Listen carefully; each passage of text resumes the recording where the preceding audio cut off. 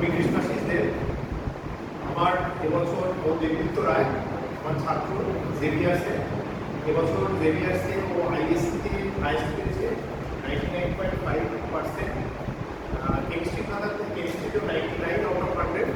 আইএসসিতে পেপারটা অবশ্যই রিভিউতে যাবে। কেন এটা 100 হওয়া উচিত ছিল, হয়নি, হবে আশা করা যায়। এবার ব্যাপারটা হচ্ছে ও আমার অ্যাডভান্স ফাউন্ডেশন ব্যাচের স্টুডেন্ট। 9-10 যে অ্যাডভান্স ফাউন্ডেশন ব্যাচ, সেখান থেকে ওর যাত্রা শুরু।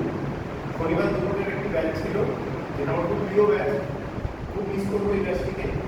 তো ওই ব্যাচের স্টুডেন্ট সৌরিত মণ্ডল, যে এবছর সাউথ বেঙ্গল মানে কলকাতা, হুগলি, হাওড়া, মেদিনীপুর পুরোটা নিয়ে হায়েস্ট র্যাঙ্ক যার আছে, এআইআর 374 এইচএসে, সেও এই ব্যাচের স্টুডেন্ট।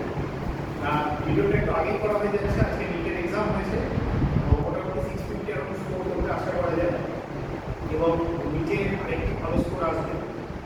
আমার সপক্ষে বা বিপক্ষে একটা খুব প্রচলিত ধারণা চালু করা হয়েছে যে আমি নাকি সবাইকে ধরে ধরে যেই অ্যাডভান্স ফাউন্ডেশন করে বা যেই অ্যাডভান্স করে, ওই জন্য ফাইনাল বাচ্চাকে ধরো, তাকে নাকি যেই অ্যাডভান্স করে দিই। হ্যাঁ, তো আমার নিজে ক্যান্ডিডেট আমি শুধু আইআইটি পড়াই না। হ্যাঁ, এবার নিজের ব্যাচটা খুবই ভালো ছিল, কম স্টুডেন্ট ছিল সেই ব্যাচে, 14-15 কিন্তু ভালো ব্যাচ ছিল। আর আমার খুব প্রিয় স্টুডেন্ট আমার হচ্ছে জেভিয়ার্সের ও হায়েস্ট বছরের সেন্ট জেভিয়ার্স কলকাতা। সৌরিত ওর থেকে জাস্ট 1 নম্বর বেশি পেয়েছে, 399 আউট অফ 400। সৌরিত আরেকটি থেকে অবশ্যই আমরা দেবো আইআইটি পর আপাতত ব্যক্তিগত।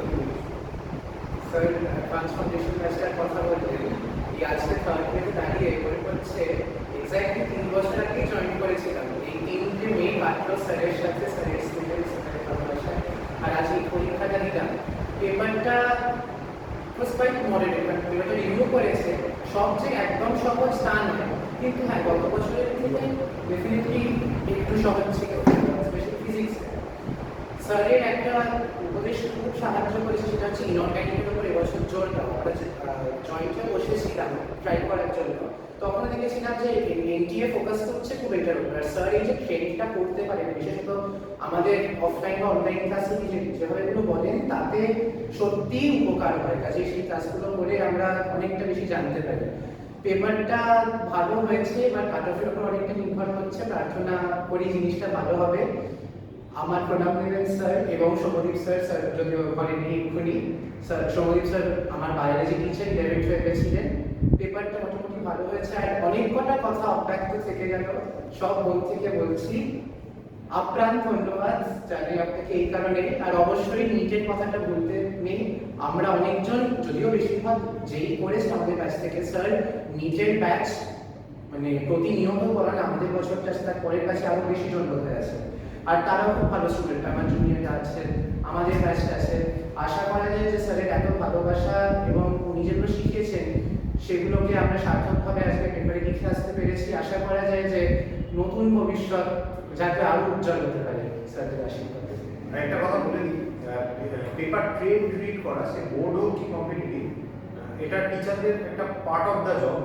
আমি নিজে যখন স্টুডেন্ট ছিলাম, আমি এটাও বলে রাখি, 2002-এর আইসিএসসি, 2004-এর আইএসসি, বোথ ফ্রম বিএমএস। তো আমার শেষ ইয়ারে আমি 93.2% পেয়েছিলাম। তখন আমার স্কুলে এটা 4th হাইস্ট ছিল, এবং আইএসসিতে আমার ছিল 91.3। এইগুলো রেজাল্ট হয়েছিল not because I am very fascinating বা খুব ভালো স্টুডেন্ট। আমি তখন দেখি না ট্রেন রিড করাটা মোটামুটি ট্রাই করতাম, চেষ্টা করার জন্য যে এরপরে কি আসতে পারে, কি সামনের বছর কীরকম হবে, অনেকেই চেষ্টা করে, এটা ভালো জিনিস। তো এবছর আমার মনে হয়েছিল ইনঅর্গানিকের কোশ্চেন হয়তো একটুখানি বেশি থাকবে। আমি নিজে অর্গানিকের লোক, কিন্তু ইনঅর্গানিকটা আমার মনে হয়েছিল এমফাসাইজ করা দরকার, এবং সেটা আমি বছর করেছিলাম। ওদের লাস্টের দিকে যতগুলো ক্লাস হচ্ছে পিওরলি ইনঅর্গানিকের উপর নিয়েছি, চেষ্টা করেছি ইনঅর্গানিকে যাতে কোনো ভুল হয়। কারণ ইনঅর্গানিক হচ্ছে এমন একটা পার্ট, আনলাইক ফিজিক্যাল আর অর্গানিক, ওটা একটা চিকেন মতো। If you know you know, তো তুমি যদি ইনটুইটিভ নয়, তুমি সেখানে যদি কারেক্ট অ্যান্সার করে আসতে পারো, ইটস +4, ছাঁকা নম্বর, ভুল হওয়ার কোনো জায়গা নেই বায়োলজি। ওই জন্য সেটাতে এমফাসিস ছিল। যাই হোক, whatever, best of luck to you, best of luck to all my NEET aspirants this year. Let's wrap it up.